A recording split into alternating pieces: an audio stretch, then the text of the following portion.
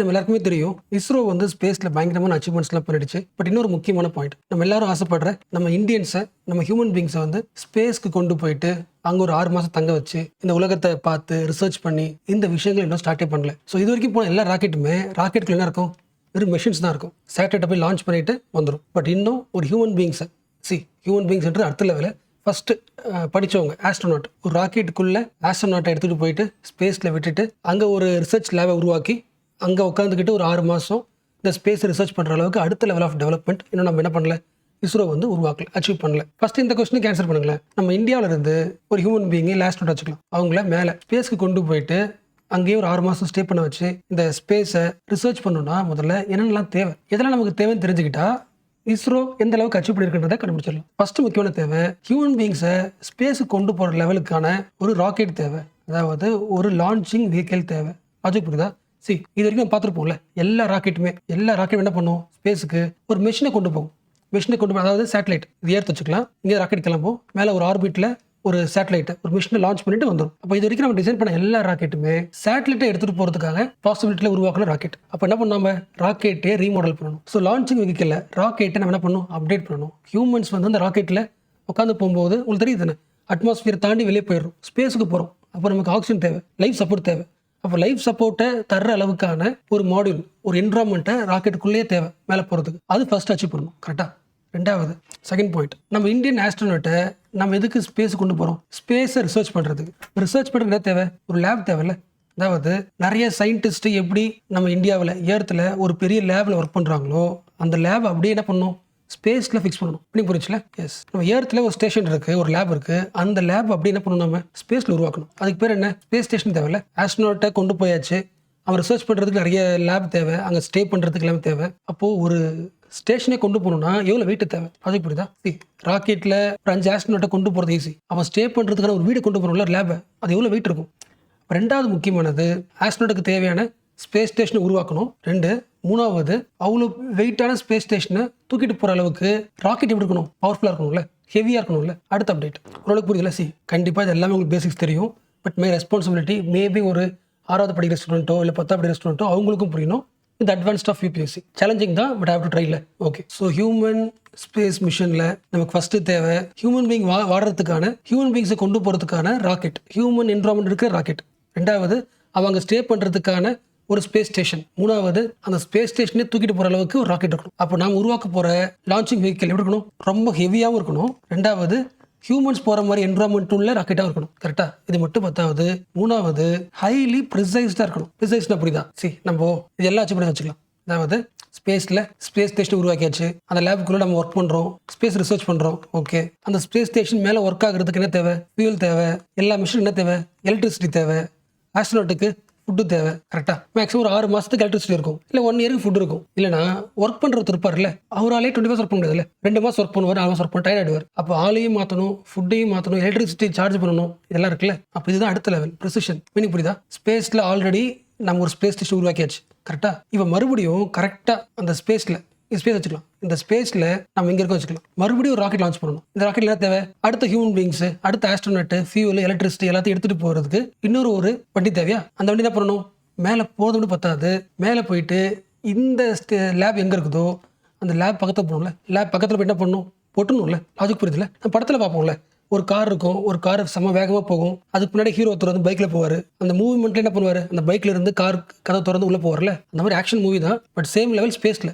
Already ஒரு lab என்ன ஆகுது, ஃபாஸ்ட்டாக மூவ் ஆகிட்டு இருக்கு. அந்த மூவ்மெண்ட் கூட சிங்க் ஆகிற மாதிரி கரெக்டாக ப்ரிசிஷனாக அவன் எங்கே இருக்கானோ அவனுக்கு பக்கத்தில் போய் சேரணும், பக்கத்தில் சேர்ந்துட்டு ரெண்டுத்தையும் ஒட்டணும், கரெக்டாக டாக் பண்ணணும். டாக்னா புரியுதா? பார்க் பண்ணுவோம்ல. இப்போ நீங்கள் வந்து ஒரு ஷாப்பிங் மால் போறீங்க, அங்கே உங்கள் கார் என்ன பண்ணுவீங்க, உள்ளே போய் பார்க் பண்ணுவீங்களே, படத்தில் பார்த்துருப்பீங்களே. அந்த மாதிரி ஆல்ரெடி ஒரு லேப் இருக்குது, அந்த லேபுக்குள்ளே என்ன பண்ணி ஆகணும், டாக் பண்ணணும், பார்க் பண்ணணும், கரெக்டாக ப்ரிசைஸ்டாக பண்ணணும், ஒட்டணும்ல. எஸ், இது மூணாவது முக்கியமானது. ஸோ ப்ரிசிஷனாக போய் டாக்கிங் பண்ணிவிட்டு எக்ஸ்சேஞ்ச் பண்ணணும். இதெல்லாம் பண்ணிட்டா முடிஞ்சு போச்சு. கரெக்டாக? அண்ட் இன்னொரு முக்கியமான பாயிண்ட், எக்ஸ்சேஞ்ச் பண்ணுறது மட்டும் கிடையாது, அந்த ஸ்பேஸில் இருந்த லேபில் ஆல்ரெடி ஒர்க் பண்ணாங்களே அந்த ஆஸ்ட்ரோனட்ஸ் என்ன பண்ணணும், நம்ம கூப்பிட்டு வரணும்ல. புதுசாக இருக்கிற ஆஸ்ட்ரோனட்ஸை உள்ளே அனுப்பிட்டு டாக்கிங் பண்ணி எக்ஸ்சேஞ்ச் பண்ணிவிட்டு அங்கே ஆல்ரெடி இருந்த பழைய பொருட்கள் சரி இல்லை ஆஸ்ட்ரோனட்ஸை அகைன் ஏர்த்துக்கு என்ன பண்ணியாகணும், ரிட்டர்ன் கொண்டு வரணும்ல. இது அடுத்த லெவல் ஆஃப் அச்சீவ்மெண்ட். இது வரைக்கும் மோஸ்ட்லி நம்ம ராக்கெட் லான்ச் பண்ணுவோம், அது மேலே போகும், போயிட்டு சேட்டலைட்டை வந்து அந்த ஆர்பிட்டில் ஃபிக்ஸ் பண்ணுறோம். ஃபிக்ஸ் பண்ணதுக்கப்புறம் ஆகிடும் அந்த லான்ச் பண்ண ராக்கெட் ஆகிடும் அப்படியே கீழே விழுந்துரும். ஸோ மேலே போயிட்டு ஃபிக்ஸ் பண்ணுற வரைக்கும் தான் நம்ம வரைக்கும் என்ன பண்ணிக்கோம் ராக்கெட் யூஸ் பண்ணிக்கோ தவிர அதே ராக்கெட்டில் போயிட்டு மறுபடியும் அதே ராக்கெட்டில் ஹியூமன் பீங்ஸ் ரிட்டர்ன் பண்ணுற அளவுக்குலாம் ஒர்க் அவுட் பண்ணல. ஸோ ரிட்டர்ன் வர்றதுக்கான ஒரு மாடியூலும் நம்ம என்ன பண்ண ரெடி பண்ணணும். யார் ரிட்டர்ன் ஆகணும்? வெறும்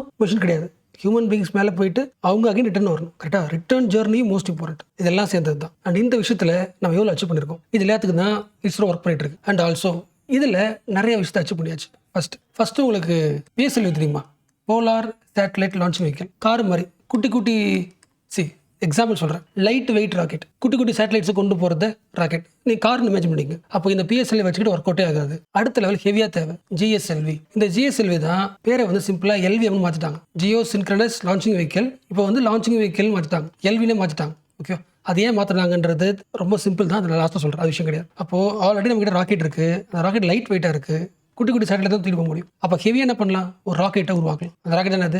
GSLV. இந்த GSLVயோட அப்டேட் Mach 1, Mach 2, Mach 3, அதாவது அடுத்த லெவல் அதிகமான வெயிட்னு இப்போ நம்ம கிட்ட LVM-3 உருவாக்கியாச்சு. இருக்கிறதுலே பெரிய ராக்கெட்டு, ஹெவியஸ்ட் ராக்கெட்டு. நம்ம யோசிக்கிறோம்ல, ஒரு ஸ்பேஸ் ஸ்டேஷன் அந்த அளவுக்கு தூக்கிட்டு போகிற அளவுக்கு பெரிய ராக்கெட் அதை உருவாக்கியாச்சு. அண்ட் யோசிங்களா, இந்த ராக்கெட் என்ன சொன்னேன் நான்? ஹெவியஸ்ட் ராக்கெட் சொன்னேன். PSLV கிடையாது, GSLV தான். GSLV அடுத்த அப்டேஷன். இப்போ அடுத்த லெவல் இந்த LVM என்ன பண்ணிட்டாங்க? அப்டேட் பண்ணிட்டாங்க. இந்த ராக்கெட்டுக்குள்ளேயே ஹியூமன்ஸ் வாடுறதுக்கான கண்டியூசிவ் என்விரான்மெண்ட்டோட ஒரு மாடல் உருவாக்கிட்டாங்க. இப்போ இதனால மாறிடுச்சுன்னா HLVM-3 மாறிடுச்சு. புரிச்சா? ஹியூமன்ஸ் அங்கே ஸ்டே பண்ணுற மாதிரி ஒரு லான்ச்சிங் வெஹிக்கிள் உருவாக்கியாச்சு. அப்போ ஹெவியான ஸ்பேஸ் ஸ்டேஷனை தூக்கிட்டு போகிறதுக்கான ராக்கெட்டு உருவாக்கியாச்சு.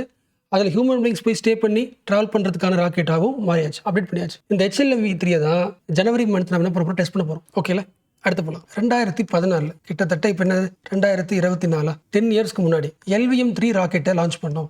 அகைன் சொல்கிறேன், HLVM கிடையாது, LVM-3. இந்த ராக்கெட்டோட மெயின் பர்பஸ், இந்த எய்மோட மெயின் நேம் என்னன்னா, ஜென்ரலாக ஒரு ராக்கெட்டை ரெடி பண்ணால் என்ன பண்ணுவோம்? மேலே போயிட்டு சேட்டலைட் லான்ச் பண்ணிட்டு அந்த ராக்கெட் என்ன ஆகிடும்? அப்படியே கீழே விழுந்துடும். இல்லை ஸ்பேஸ்லேயே மிதந்து அப்படியே லைஃப் டைம் ஃபுல்லாக அங்கே இருந்துடும். பட் அகைன் திருப்பி கொண்டு வர்றதுக்கான ஒரு மிஷன் இது LVM-3. இப்போ என்ன பண்ணுறாங்கன்னா, இந்த ராக்கெட்லேயே ஒரு மாடியூல் அட்டாச் பண்ணுறாங்க. அது பேர் கேர் மாடல். நீங்கள் புரிஞ்சா? இது நான் நேம் என்ன கவனிச்சிடலாம். Crew module atmospheric re entry experiment, CARE. Crew மாடலில் புரியுதா? அதாவது மேலே ஸ்பேஸில் இருக்கிற ஆஸ்ட்ரோனட்ஸ் இருக்காங்களே, அந்த ஆஸ்ட்ரோனட்ஸை ஒரு மாடியூல் எக்ஸ்சேஞ்ச் பண்ணி அந்த மாடல் மறுபடியும் எர்த்தோட அட்மாஸ்பியருக்கு ரீஎன்ட்ரி ஆகிறதுக்கான ஒரு எக்ஸ்பெரிமெண்ட். ஸோ இந்த மிஷன் வந்து சக்ஸஸ். ஸோ என்ன பண்ணுறாங்க, நம்ம எர்த்ல இருந்து ராக்கெட் லான்ச் பண்ணுறாங்க. நம்ம ஒரு லேப் உருவாக்க போகிறோம்ல, அந்த லேப் எந்த இடத்துல இருக்குது? எந்த இடத்துல உருவாக்க போகிறோம்?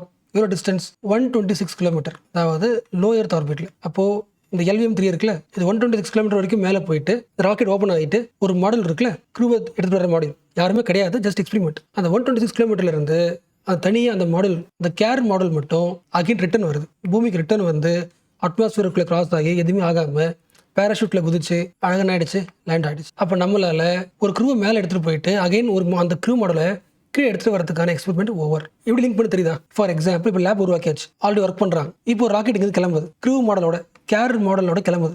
அப்போ என்ன பண்ணும்? இங்கே இருக்க எல்லாரையுமே அந்த கேர் மாடலில் எக்ஸ்சேஞ்ச் பண்ணிக்கிட்டு அந்த கேர் மாடல் என்ன பண்ணுறோம்?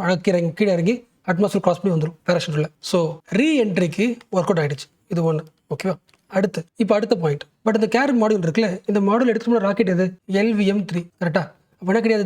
இது ஹியூமன் மாடல் கிடையாது. 2014 கொண்டு போனது HLVM-3 கிடையாது. இந்த HLVM-3 தான் இந்த டிசம்பர் அசம்பிள் பண்ண ஆரம்பிச்சிட்டோம். ஸோ ஆல்மோஸ்ட் ஆஸ்ட்ரோநாட்ஸை ஸ்பேஸ் ஸ்டேஷனை, ஹெவியஸ்ட் ஸ்பேஸ் ஸ்டேஷனை தூக்கிட்டு போகிறதுக்கான ஒரு ராக்கெட்டை அசம்பிள் பண்ண ஆரம்பிச்சாச்சு. இந்த HLVM-3 வந்து நெக்ஸ்ட் இயர் என்ன ஆகும்? லான்ச் ஆகும். So heavy rocket over. அந்த ஹெவி ராக்கெட் வழியாக லேப் எடுத்துகிட்டு போயிட்டு அங்கே என்ன பண்ணிடலாம்? ஸ்டேஷனும் பண்ணிடலாம். இப்போ அடுத்து இன்னொரு ராக்கெட்டில் க்ரூ மாடலை கொண்டு போயிட்டு திரும்பி ரிட்டர்னும் வந்துடலாம். இப்போ அடுத்து முக்கியமானது என்ன? ஃபர்ஸ்ட் சொன்னோம்ல, ஆல்ரெடி இருக்கிற ஸ்பேஸ் ஸ்டேஷன் ஒன்று இருக்குது. இப்போ ஒரு க்ரூ மாடல் என்ன பண்ண போகிறோம்? அங்கே போகுது, கிட்ட போயிட்டு என்ன பண்ணணும்? டாக் பண்ணணும்ல. ஆல்ரெடி இருக்கிற ஸ்பேஸ் ஸ்டேஷன் கூட இன்னொரு மாடல் போயிட்டு அட்டாச் பண்ணிட்டு எக்ஸ்சேஞ்ச் ஆகணும்ல. அந்த எக்ஸ்சேஞ்ச் ஆகிற எக்ஸ்பெரிமெண்ட் தான் இன்னைக்கு நைட் ஆரம்பிக்க போகுது. இன்னைக்கு நைட்டு 10 மணிக்கு நினைக்கிறேன். ஸோ இந்த டாக்கிங் எக்ஸ்பெரிமெண்ட்டும் ஒர்க் அவுட் ஆகிடுச்சுன்னா ஆல்மோஸ்ட் ஓவர். ஹெவி ராக்கெட்டும் இருக்குது. அந்த ராக்கெட் வந்து ஹியூமன் போகிற மாதிரி கண்டிஷன் என்விரான்மெண்ட் இருக்குது. போய் லேபே லான்ச் பண்ணிடலாம். அதே ராக்கெட்டில் மறுபடியும் என்ன பண்ணலாம்? இன்னொரு க்ரூ மாடல் ஏற்றிட்டு போயிட்டு டாக்கிங் சக்ஸஸ் ஆயிடுச்சுன்னா டாக்கிங் பண்ணிட்டு திரும்பி கொண்டு வந்துடலாம். Docking experiment is most important. இன்னொன்று புரிஞ்சா, இப்போ ஆல்ரெடி மேலே ஒரு மாடல் இருந்துச்சுன்னா இப்போ என்ன பண்ணலாம்? இன்னொரு மாடலை கொண்டு போயிட்டு டாக்கிங் பண்ணலாம். மேலே எதுவுமே கிடையாது, இனிமேல் ஆரம்பிக்க போகிறோம். எல்லாமே நெக்ஸ்ட் இயர் ஆரம்பிக்க போகிறோம். அப்போ என்ன பண்ணுறது? PSLV C60 PSLV ராக்கெட்டில் நாமளும் என்ன பண்ண போகிறோம்? உள்ள 2 சேட்டலைட், 2 மாடலில் நாமளும் எடுத்து போகிறோம். எக்ஸாம்பிள் இது 1 வச்சுக்க, 2 வச்சுக்க. இது ஸ்பேஸில் போயிட்டு ஃபஸ்ட்டு என்ன வரும்? ஸ்பேஸில் வெளியே வரும். அது தன்னோட ஸ்பீடில் சுற்றிட்டு இருக்கும். அடுத்து இன்னொரு சேட்டலைட் வெளியே வரும். அது என்ன பண்ணும்?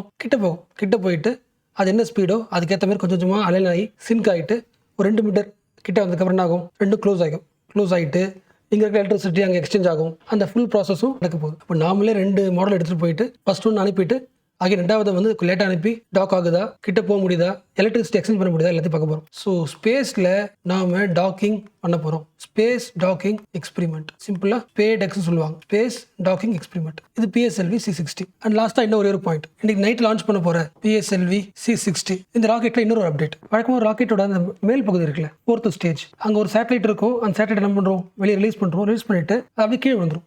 இல்லை ஸ்பேஸ்லேயே மறந்துருக்கும். பட் PSLV C60யோட இந்த 4th ஸ்டேஜ் இருக்குல்ல, மேலே ஸ்டேஜ், அதுக்கு கொஞ்சம் அப்டேட். ஆக்சுவலாக இமேஜ் பார்த்தா உங்களுக்கு புரியும். இங்கே போட்டுருக்குல்ல, இந்த இடத்துல மட்டும் இன்னொன்று ஜூம் பண்ணலாம். இங்கே இருக்குல்ல, இங்கே நிறைய பேலோட வச்சிருக்காங்க, நிறைய குட்டி குட்டி சேட்டலைட்டை அதில் வச்சிருக்காங்க. அப்போ இந்த 4th ஸ்டேஜ் இருக்குல்ல, அந்த மேலே இருக்க அப்பர் பார்ட், அது எத்தனை வருஷம் அங்கே ஸ்பேஸ்லேயே இருக்கோ அத்தனை வருஷம் அந்த சேட்டலைட் என்ன பண்ணும், ஒர்க் பண்ணும். ஸோ PSLVயோட ஆர்பிட்டல் எக்ஸ்பெரிமெண்ட் மாடல் 4 POEM சொல்கிறாங்க. மீனிங் புரிஞ்சா?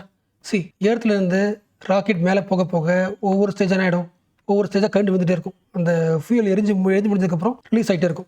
கடைசியாக இருக்க டாப் பார்ட் இருக்குல்ல, அது என்ன பண்ணும், சேட்டலைட்டை லான்ச் பண்ணி முடிச்சதுக்கப்புறம் இது வேஸ்ட், அப்படியே ஸ்பேஸ் சுற்றிட்டு இருக்கும். பட் இந்த பார்ட்டை, இந்த அப்பர் ஸ்டேஜ் இருக்குல்ல, இந்த 4th ஸ்டேஜ், இது அப்படியே வெளில இந்த மெயின் பர்பஸ் சேட்டலைட் வெளியே போனதுக்கப்புறம் இன்னும் அதுக்குள்ளேயே வந்து நிறைய பேலோட், நிறைய குட்டி குட்டி சேட்டலைட்டையும் லான்ச் பண்ணியிருக்காங்க. இது ஃபர்ஸ்ட் நடக்குது. ஸோ PSLVயோட அந்த 4th ஸ்டேஜ் ஆர்பிட்டல் சுத்த போகுது. Orbital experimental module. அது எவ்வளோ நாள் சுத்த போதோ அது வரைக்கும் அதுக்குள்ளே எல்லா சேட்டலைட்டும் ஒர்க் பண்ணி டேட்டாஸை நம்ம எர்த்துக்கு அனுப்போம். அண்ட் அதுக்குள்ளே எத்தனை சேட்டலைட்ஸ் இருக்குது ஒவ்வொன்றும் பார்க்கலாம். பட் இது புரிஞ்சுல?